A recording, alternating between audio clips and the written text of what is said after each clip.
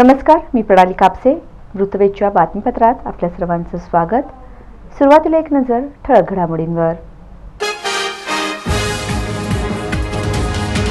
आदिवासी विद्यार्थ्यांच्या सर्वांगीण विकासामध्ये आश्रमशाळांची भूमिका महत्त्वाची. पालकमंत्री राधाकृष्ण विखे पाटीलांचे प्रतिपादन. होडगीच्या शासकीय आदिवासी आश्रमशाळेच्या नवीन इमारतीचे झाले उद्घाटन.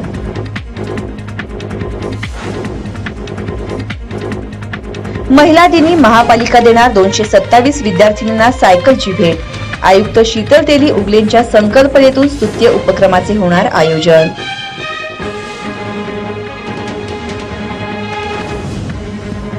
देसाई नगरातील नाल्यात आढळला एका व्यक्तीचा मृतदेह. धक्कादायक घटनेने परिसरात माजली एकच खळबळ.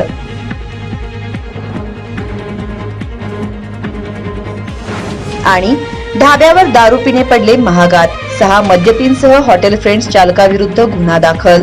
न्यायालयाने ठोठावला 37,000चा दंड.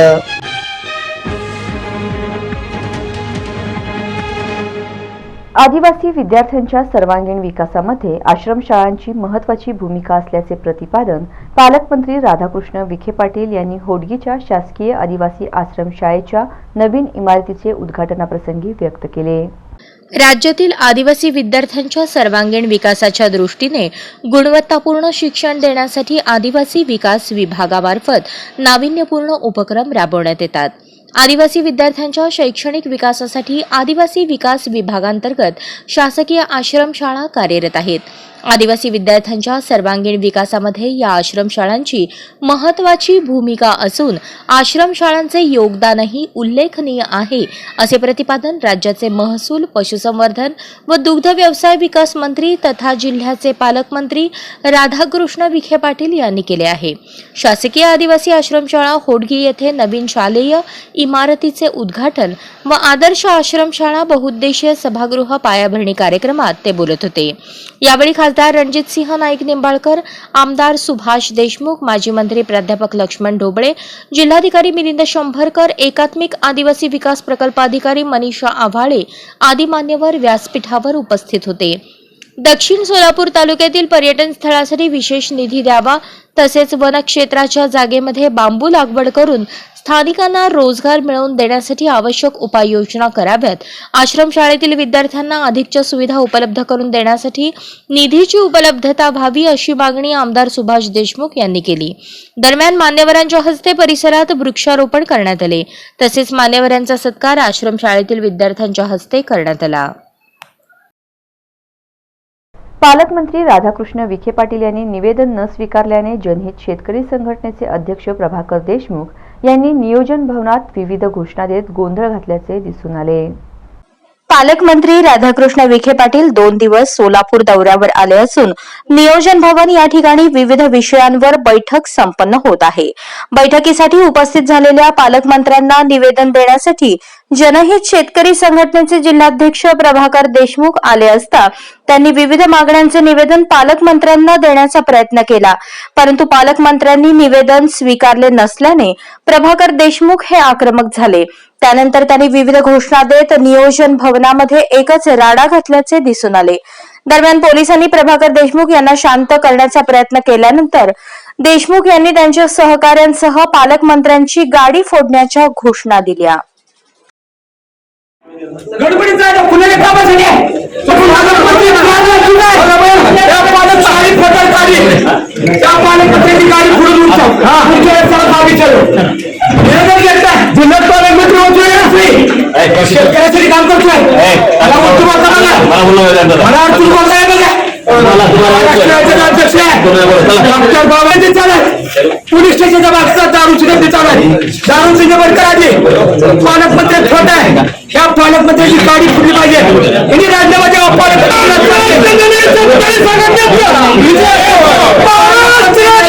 शेतकरी संघटनेचा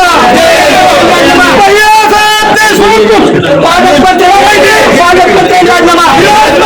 सोलापूर जिल्ह्याचे पालकमंत्र्यांची हस्तांतरपट्टी. पालकमंत्री राजीनामा. ह्या गद्दार लोकशाहीचा काळात आपल्याला पालकमंत्र्यांची मस्ती आलेल्या विखे पाटलाचं करायचं काय? मस्ती आलेल्या विखे पाटलाचं करायचं काय?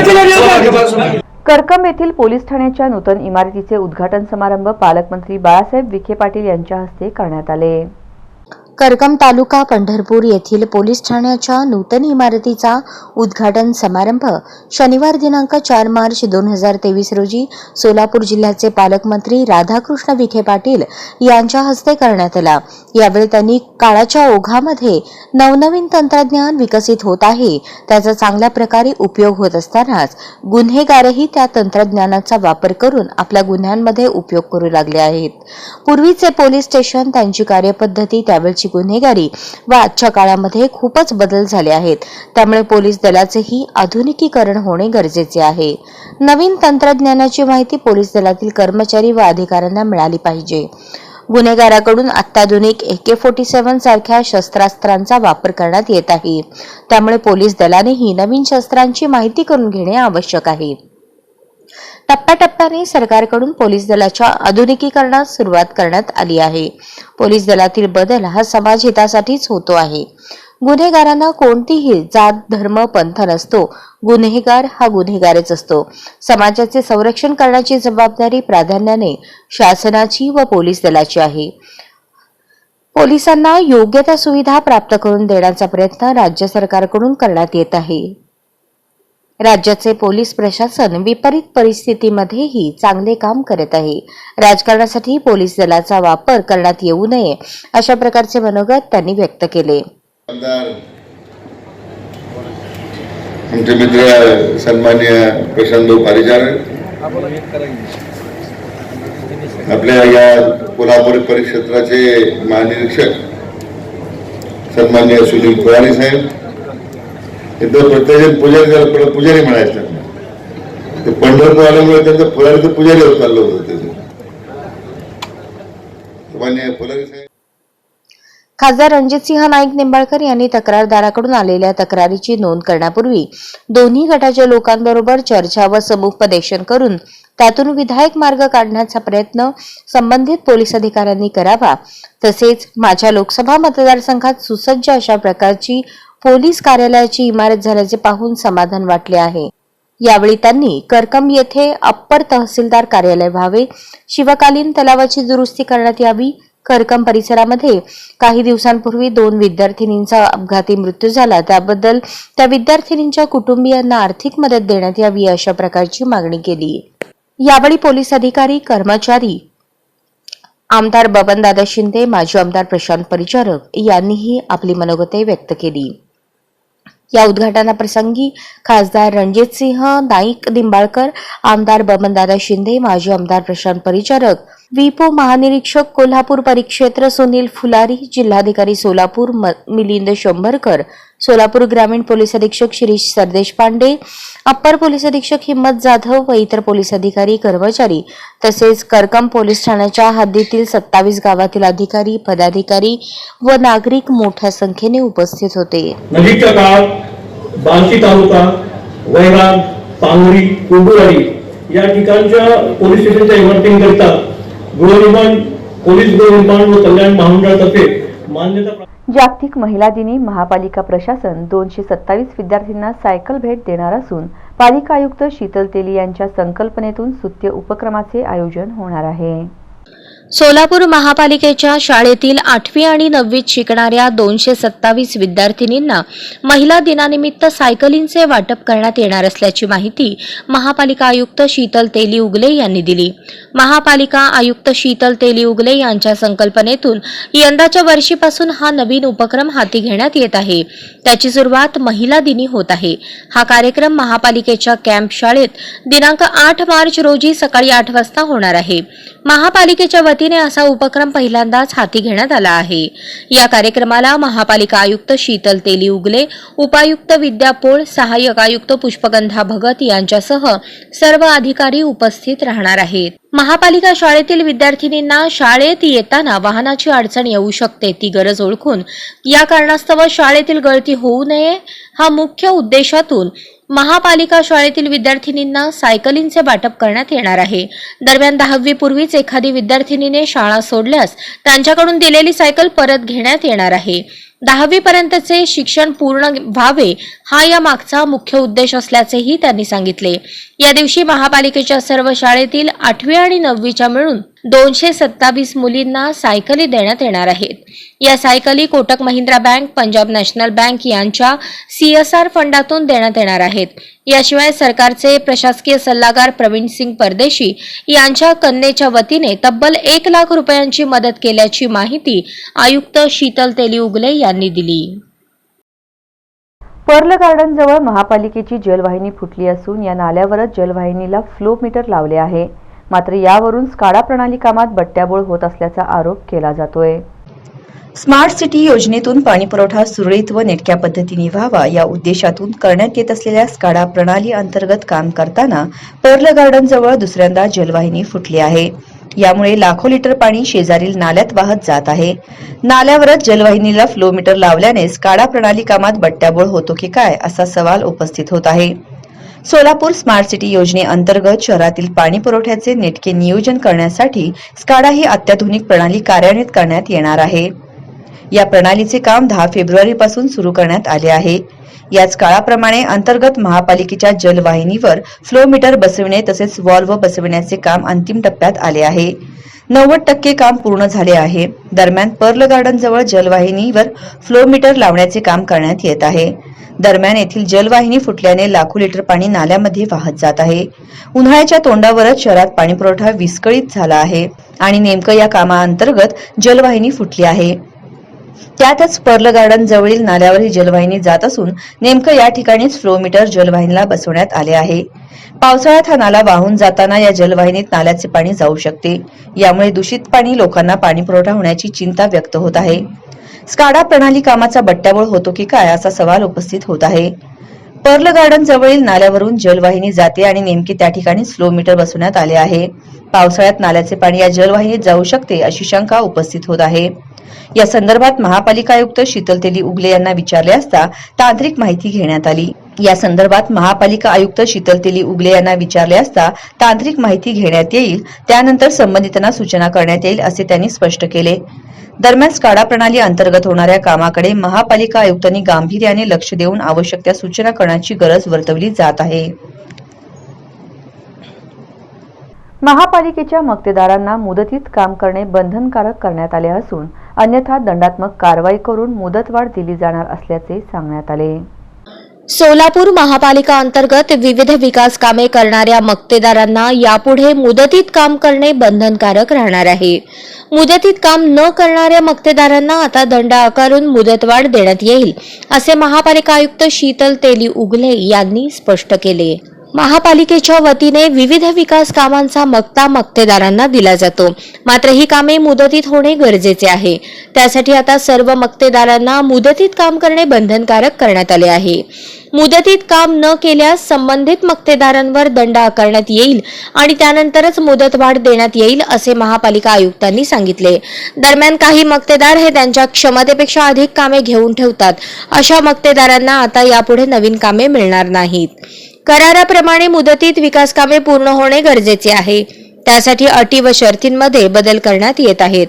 यामुळे क्षमतेपेक्षा अधिक कामे बुक करून ठेवणाऱ्या मक्तेदारांना नवीन कामे मिळणार नाहीत असेही आयुक्तांनी स्पष्ट केले आहे. सोलापूर स्मार्ट सिटी योजनेतून 3 वर्षापूर्वी तयार करण्यात आलेला रस्ता अचानक खचून मोठा खड्डा पडल्याने अपघाताची शक्यता निर्माण झाली आहे. सोलापूर महानगरपालिकेचे सन 2022-23 चे सुधारित व सन 2023-24 चे नियमित अंदाजपत्रक हे महाराष्ट्र महानगरपालिका अधिनियम 1949 चे कलम 95 अन्वये स्थायी समितीकडे मंजुरीसाठी तदनंतर सर्वसाधारण सभेकडे मान्यतेस्तव शिफारस करण्याकामी सादर दिनांक 20 फेब्रुवारी 2023 रोजी सादर करण्यात आले होते. त्यास स्थायी समिती ठराव क्रमांक 189 दिनांक 23 फेब्रुवारी 2023 अन्वये खालील फेरबदलासह महाराष्ट्र महानगरपालिका अधिनियम 1949 चे कलम 96 अन्वये सर्वसाधारण सभेच्या मंजुरीसाठी सादर केले आहे. महसुली जमा व महसुली खर्चाच्या एकूण रकमेमध्ये कोणताही बदल करण्यात आलेला नाही. भांडवली जमामध्ये महसुली निधीतून भांडवली कामासाठी वर्ग रक्कम या लेखा शीर्षकाखाली तरतूद केलेली रक्कम रुपये 48,38,00,000 मधून 10 कोटी इतकी रक्कम कमी करण्यात आली आहे. सदर रक्कम स्मार्ट सिटी मनपा हिस्सा या खर्चाच्या हेडमध्ये कमी करून स्मार्ट सिटी मनपा हिस्सा या हेडखाली सुचवण्यात आलेली रक्कम रुपये 30 कोटी ऐवजी रक्कम रुपये 20 कोटी इतकी तरतूद करण्यात आली आहे. वरील भांडवली कामातून कमी केलेली रक्कम रुपये 10 कोटी इतकी रक्कम पाणी पुरवठा विभागासाठी वर्ग करण्यात आली आहे. आयुक्त यांनी सादर केलेले एकूण अंदाजपत्रकीय रक्कम रुपये 10,75 कोटी 19,04,401 या रकमेमध्ये कोणताही बदल नाही. सोलापूर महानगरपालिकेचं 2022-23 चे सुधारित आणि 2023-24 चे नियमित अंदाजपत्रक हे सर्वसाधारण सभेपुढे म्हणजे प्रशासकांपुढे मांडण्यात आले आणि ते अंदाजपत्रक आम्ही काही किरकोळ इंटरनल बदलांसह जे स्थायीनं सादर केलं होतं ते तसंच्या तसं मंजूर झालेलं आहे.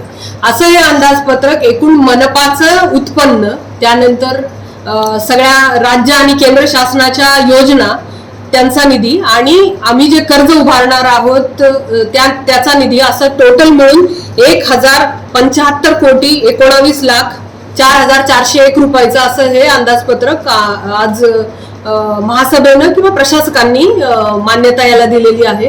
सोबतच परिवहन विभाग जो आहे तर त्या परिवहनचं एक सेपरेट अंदाजपत्रक मांडलं जातं आणि तेही 2023-24चं आम्ही 59 कोटी 31,82,641 रुपये इतक्या रकमेचं हे परिवहनचं अंदाजपत्रकही आज सर्वसाधारण सभेनं मान्य केलेलं आहे.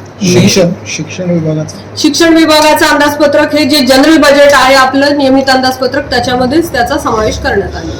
नियमित अंदाजपत्रकामध्ये एकूण जी टोटल आयुक्तांच्या बजेटमध्ये मांडण्यात आली होती त्या टोटलमध्ये कुठेही बदल झालेला नाही. काही इंटरनल चेंजेस विभागांच्या मागण्यानुसार आम्ही केलेले आहेत आणि त्यातला एक मोठा बदल म्हणजे भांडवली जमामधून महसुली निधीतून भांडवली कामासाठी वर्ग असं जे एक लेखाशीर्ष होतं त्यातून 10 कोटी इतकी रक्कम कमी करण्यात आली आणि ती पाणी पुरवठा या सदराखाली वर्ग करण्यात आलेली आहे. हा इंटरनल चेंज आहे. शहरातील देसाईनगर परिसरातील नाल्यात एका व्यक्तीचा मृतदेह आढळून आल्याची धक्कादायक घटना घडली आहे. सोलापूर शहरातील देसाईनगर परिसरातील एका नाल्यात एका व्यक्तीचा मृतदेह आढळून आला आहे. श्रीरंग पांडुरंग दोंता असे मृत व्यक्तीचे नाव आहे. त्याचा मृतदेह 4 मार्च रोजी सकाळी देसाईनगर परिसरात असलेल्या नाल्याच्या पाण्यात तरंगताना मिळून आला. येथील स्थानिक नागरिकांनी हे दृश्य पाहून तात्काळ पोलिसांना या घटनेची माहिती दिली. पोलिसांनी माहिती मिळताच घटनास्थळी धाव घेतली. मृतदेह नाल्याच्या पाण्यातून बाहेर काढून शवविच्छेदनासाठी सोलापूर शहरातील शासकीय रुग्णालयात पाठवण्यात आला आहे. आत्महत्येचे कारण अद्याप समजले नसून अधिक तपास MIDC पोलीस करत आहेत. ठिकाणी चेक केले. WPN 1323 गुड मॉर्निंग करताना मिळून आले. 90% गुड मॉर्निंग पूर्ण झालेला आहे. ओव्हर.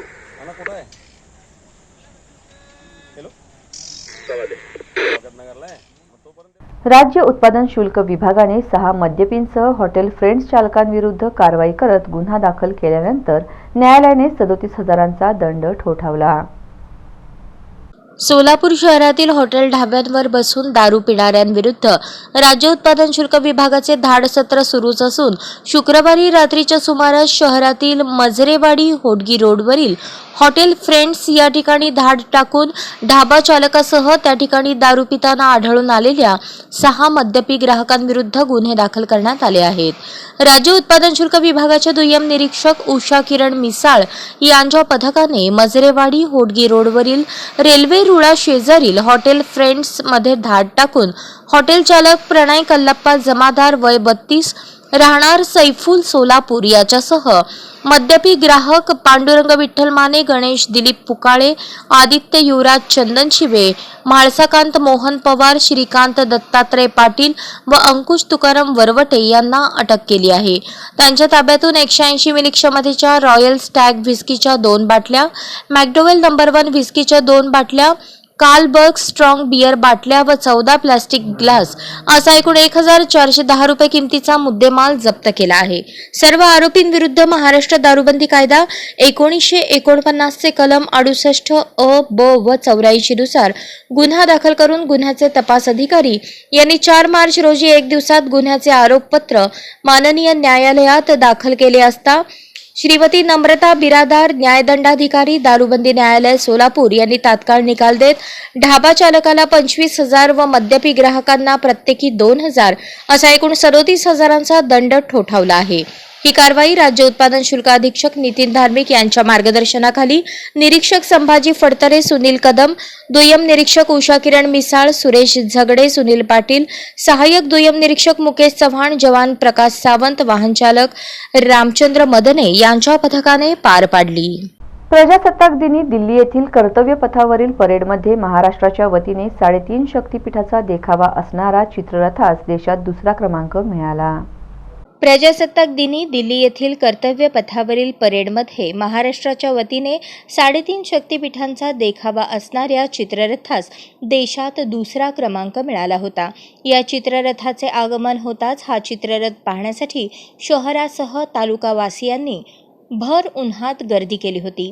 3.5 शक्तिपीठांचा देखावा असलेला हा चित्ररथ महाराष्ट्रातील प्रमुख आद्य शक्तिपीठ असलेल्या आई तुळजाभवानीच्या पुण्य पावन नगरीत छत्रपती शिवाजी महाराज पुतळ्याजवळ शनिवार दिनांक 4 मार्च रोजी सकाळी 10:30 दाखल होताच या चित्ररथाचे पूजन आमदार राणा जगजितसिंहजी पाटील यांच्या हस्ते करण्यात येऊन स्वागत करण्यात आले.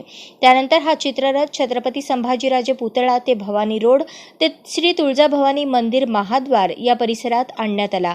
चित्ररथ पाहण्यासाठी भाविकांसह शहरवासियांनी गर्दी केली होती. गावच्या सर्वांगीण विकासासाठी प्रयत्न करणार असे प्रतिपादन सरपंच सुमनताई मुटकुळे यांनी केले. सेनगाव तालुक्यातील सुंदली बुद्रुक व बेलखेडा ही ग्रुप ग्रामपंचायत असून या दोन्ही गावचा सर्वांगीण विकास करण्यासाठी सतत प्रयत्नशील असून गावच्या विकासासाठी शासन दरबारी पाठपुरावा करून गावामध्ये सिमेंट रस्ते, जलजीवन मिशन अंतर्गत विहिरीचे बांधकाम सुरू असून पाण्याचा प्रश्न हा कायमचा मार्गी लागला असून गावामध्ये घरोघरी नळ योजना तसेच दलित वस्तीमधून पेवर ब्लॉक्सची कामे केली असून आमदार फंडातून सिमेंट रस्ते तसेच पांदण रस्त्याचे काम चालू आहे. शाळेमध्ये शौचालयाचे बांधकाम केले असून गावचा विकास चांगल्या प्रकारे झाला आहे. गावामध्ये विविध विकास कामे चालू असून गावच्या विकासासाठी सतत शासन दरबारी पाठपुरावा करून गावचा कायापालट करणार असे गावच्या विकासप्रिय सरपंच सुमनताई मुटकुळे यांनी सांगितले आहे. माझे सरपंच आहे, आईचं नाव सुमनताई माधवराव मुटकुळे, राहणार सुंदरी बुद्रुक. मी आईच्या वतीने बोलत आहे. मी 15 जागा कामे केलेली, वॉटर हार्वेस्टिंग, बोर घेतला, पुन्हा फ्लोअर ब्लॉकचं काम केलेलं आहे आणि दलित वस्तीमध्ये फ्लोअर ब्लॉकचे कामं केलेले आहे. जलजीवन मिशनमध्ये नळ पूर्ण गावाला नळ पुरवठा दिलेला आहे आणि ही टाकीचं काम पूर्ण कंप्लीट झालेलं आहे. आणि आता जे रोड फुटलेले आहे त्यांच्यामध्ये आम्ही पूर्ण लेवल मारून पूर्ण तसे करणार आहे. आणि आमदार फंडातून आम्ही 2 कामं केलेली आहेत. त्याच्यामध्ये रोड केलेलं आहे पूर्ण गावात, शौचालयाचं काम केलेलं आहे, सार्वजनिक शौचालय गावामध्ये बांधले आहे, पांढरण रस्त्याचं काम चालू आहे आणि पांढरण रस्त्याचं काम चालू आहे. पांढरण रस्त्याचं काम चालू आहे, ते काही दिवसात पूर्ण होईल. आणि आम्ही गावामध्ये MRPSमध्ये विहिरीमध्ये करून आणलेले आहेत, पोक्षमध्ये करून आणलेले आहेत आणि याच्यापुढे आम्ही शासनाकडे अशीच मदत मागत राहू आणि गावाचा विकास करत राहू. जिंतूर तालुक्यातील भोगावदेवी येथे इयत्ता 10वीच्या परीक्षा देणाऱ्या शाळकरी मुलीने स्वतःच्या घरात गळफास घेऊन आत्महत्या केल्याची घटना दिनांक 3 मार्च दुपारच्या सुमारास घडली. जिंतूर तालुक्यातील भोगावदेवी येथे इयत्ता 10वीची परीक्षा देणाऱ्या शाळकरी मुलीने स्वतःच्या घरात गळफास घेऊन आत्महत्या केल्याची घटना 3 मार्च रोजी दुपारच्या सुमारास घडली असून पोलिसांनी प्राथमिक पंचनामा केला आहे. भोगावदेवी येथे फलाटावर राहणारे शेतकरी विलास साखरे यांची मुलगी जिल्हा परिषद शाळा भोगावदेवी येथे शिक्षण घेत होती. 10वीची तिने काल जिंतुरात परीक्षा देखील दिली होती. आज पेपर नसल्याने उद्या त्याचा पुढील अभ्यास असल्याने ती घरात अभ्यास करत होती. तेव्हा घरात ती एकटीच होती. दुपारी 3च्या सुमारास घरातील पंख्याला साडी बांधून गळफास घेतल्याचे लक्षात येताच तात्काळ पोलिसांना माहिती देताच घटनास्थळी पोलीस निरीक्षक कुंदनकुमार वाघमारे, सहाय्यक पोलीस निरीक्षक कोरके, पोलीस हवालदार Dattatray Gugane, police constable Dhabadge, police constable Kamble आदी दाखल होत ग्रामस्थांच्या मदतीने लटकलेले शव काढून घटनास्थळी प्राथमिक पंचनामा करून मृतदेह ग्रामीण रुग्णालयात दाखल केला असता वैद्यकीय अधिकारी डॉक्टर श्रुती कोडगिरे यांनी तपासून मृत घोषित केले असून परीक्षेच्या मानसिक तणावामुळे आत्महत्या केल्याचे बोलले जात असून बातमी देईपर्यंत पोलिसांमध्ये नोंद झालेली नव्हती. नळदुर्ग येथे राष्ट्रीय महामार्गालगत व कला विज्ञान व वाणिज्य महाविद्यालयाच्या जवळ असलेल्या 3 दुकानांना दिनांक 4 मार्च रोजी भल्या पहाटे लागलेल्या आगीत दुकाने जळून भस्मसात झाली. नळदुर्ग येथे राष्ट्रीय महामार्गालगत हॉटेल महाराजा समोर व बालाघाट कॉलेजच्या अगदी जवळ नागनाथ पांचाळ यांचे विश्वकर्मा फर्निचर, श्रीकांत वाडीकर यांचे ट्रॅक्टर गॅरेज तसेच एक भंगार साठवून ठेवण्याचे व आसिफ यांचे ट्रॅक्टर ट्रॉली तयार करण्याचे गॅरेज अशी एकूण 4 दुकाने एकाला एक लागून आहेत. 4 मार्च रोजी भल्या पहाटे अंदाजे 4:30 वाजण्याच्या सुमारास या दुकानास आग लागली. पहाटेची वेळ असल्यामुळे आग लागल्याचे नागरिकांच्या लवकर लक्षात आले नाही. सकाळी 5-5:30च्या नंतर या दुकानांना आग लागली असल्याचे समजल्यानंतर काही जणांनी दुकानदारांना फोन करून बोलावून घेतले. तोपर्यंत आग लागून बराच वेळ झाला होता. त्यानंतर सकाळी 6 वाजण्याच्या सुमारास नागरिकांनी नगरपालिकेच्या अग्निशमन विभागाचे मुनीर शेख यांना फोन करून या ठिकाणी आग लागल्याचे सांगितले. काही वेळातच अग्निशमनची गाडी घटनास्थळी येऊन आग विझवली. मात्र तोपर्यंत 4 पैकी 2 दुकाने जळून खाक झाली होती. नागनाथ पांचाळ यांचे विश्वकर्मा फर्निचर हे दुकान आगीत जळून भस्मसात झाले आहे. दुकानातील अनेक लहान मोठी मशिनरी तसेच घराच्या चौकटी व इतर साहित्य तयार करण्यासाठी आणून ठेवलेले सागवान लाकूड या आगीत जळून खाक झाले. यामध्ये नागनाथ पांचाळ यांचे अंदाजे 4 ते 5 लाख रुपयांचे नुकसान झाले आहे. याला लागून असलेले श्रीकांत वाडीकर यांचे ट्रॅक्टर गॅरेज हेही या आगीत जळून खाक झाले आहे. या गॅरेजमधील मशिनरी तसेच ऑइल व इतर साहित्य जळून भस्मसात झाल्याने श्रीकांत वाडीकर यांचे 1.5 ते 2.25 लाख रुपयांचे नुकसान झाले. या आगीत भंगार साठवून ठेवण्याच्या दुकानालाही आग लागली. यामध्ये काही भंगाराचे सामान जळाले आहे. तसेच ट्रॅक्टर ट्रॉली तयार करण्याच्या गॅरेजलाही आग लागल्याने याचेही नुकसान झाले आहे. आग नेमकी कशामुळे लागली याचे कारण अद्याप स्पष्ट झाले नाही. देगलूर शहरातील प्रसिद्ध व ग्रामीण भागातील रुग्णांचे कैवारी डॉक्टर मच्छू महाराज यांचा आझाद ग्रुप फाउंडेशन देगलूर यांच्यातर्फे स्वागत करण्यात आले. दिनांक 4 मार्च 2023 रोजी देगलूर शहरातील प्रसिद्ध व ग्रामीण भागातील रुग्णांचे कैवारी डॉक्टर मच्छू महाराज यांचा आझाद ग्रुप फाउंडेशन देगलूर यांच्यातर्फे स्वागत सत्कार करण्यात आला. डॉक्टर मच्छू महाराज हे अनेक दिवसांपासून देगलूर शहरामध्ये डॉक्टरकी करत असून ग्रामीण भागातील गोरगरीब लोकांची सेवा करत आहेत. कोरोना काळात डॉक्टर मच्छू महाराज यांनी आपल्या जीवाची पर्वा न करता खेडोपाडी जाऊन गोरगरीब लोकांचा कोरोना बिमारीचा इलाज केला. डॉक्टर सारंग महाराज देगलूरकर यांच्या हॉस्पिटलमध्ये आज पण आजी माजी सैनिकांच्या कुटुंबातील प्रत्येक व्यक्तीला मोफत रुग्णसेवा ते देत असतात. त्यांच्या या कार्याची दखल घेऊन आझाद ग्रुप फाउंडेशन देगलूर यांच्या वतीने त्यांचा सत्कार करण्यात आला. यावेळी आझाद ग्रुप फाउंडेशनचे शहराध्यक्ष संतोष मंदरणे, उपाध्यक्ष ईश्वर देशमुख, सचिव मल्लिकार्जुन कडलवार, कोषाध्यक्ष शिवराज चेंडके, संपर्क प्रमुख प्रमोद मोरे, शहर संघटक प्रमुख वैजनाथ स्वामी, पोलीस कर्मचारी विश्वास बर्गे, पत्रकार राजू कांबळे, पटनेसर, बालाजी कडलवार आदी पदाधिकारी उपस्थित होते. लोहा शहरात पुणे चिंचवड मतदारसंघातील भाजपच्या विजयी उमेदवारांचा भाजप कार्यकर्त्यांनी आतिषबाजी करून विजय साजरा केला. राज्यातील कसबा व चिंचवड या 2 विधानसभा मतदारसंघाची पोटनिवडणूक घेण्यात आली. त्या उमेदवाराचा निकाल गुरुवारी जाहीर झाला. त्यामध्ये चिंचवड विधानसभा पोटनिवडणुकीत भाजपाचे उमेदवार अश्विनी जगताप यांचा भरघोस मतांनी विजय झाला.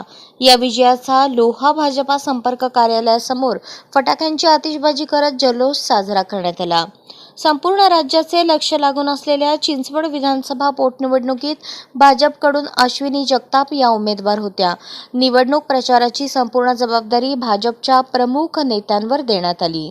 या निवडणुकीत श्रीमती जगताप यांनी राष्ट्रवादी काँग्रेस पक्षाचे उमेदवार यांचा दारुण पराभव करत भरघोस मतांनी विजय संपादन केला. त्यांच्या विजयाबद्दल भाजपा संपर्क कार्यालयासमोर समर्थकांनी फटाक्यांची आतिषबाजी करून विजयाच्या घोषणा दिल्या. यावेळी सूर्योदय मन्याड फाउंडेशनचे तालुका प्रमुख गजानन पाटील मोरे, शहर प्रमुख खंडू पाटील पवार, मुरंबीचे सरपंच राम पाटील पवार, चक्रधर फाजगे, बालाजी पाटील हिप्परगेकर, प्रकाश चव्हाण, कपिल पाटील गवते, पांडू लोंढे आदींसह बहुसंख्य कार्यकर्त्यांनी विजय साजरा केला.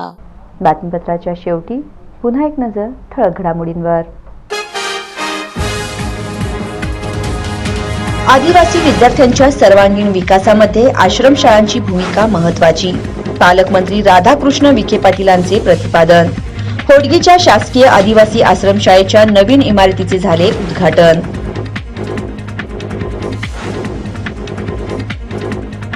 महिला दिनी महापालिका देणार 227 विद्यार्थिनींना सायकलची भेट.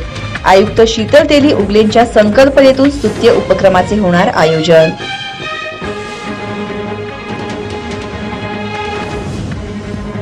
देसाई नगरातील नाल्यात आढळला एका व्यक्तीचा मृतदेह.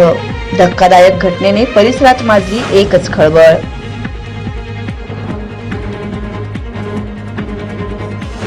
आणि ढाब्यावर दारू पिणे पडले महागात. 6 मद्यपींसह हॉटेल फ्रेंड्स चालकाविरुद्ध गुन्हा दाखल. न्यायालयाने ठोठावला 37,000चा दंड.